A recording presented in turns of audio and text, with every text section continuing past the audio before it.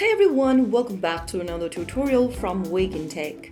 Today in this video, I'm going to be guiding you through how you can easily log out or sign out of the Shopify.com account. If you want to log out of Shopify, then the process is quite easy. First of all, launch open any web browser and type in Shopify.com in it, and you'll end up in the homepage of Shopify.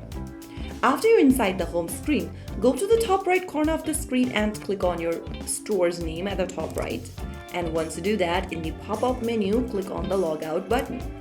Once you click Logout, you'll be redirected in the official homepage for Shopify, from where you can log in again anytime you want. So that's how you easily log out or sign out of Shopify.com on a web browser, whether you are using a computer, mobile devices, or your tablets. If you found the video helpful, don't forget to like, share, and subscribe to our channel.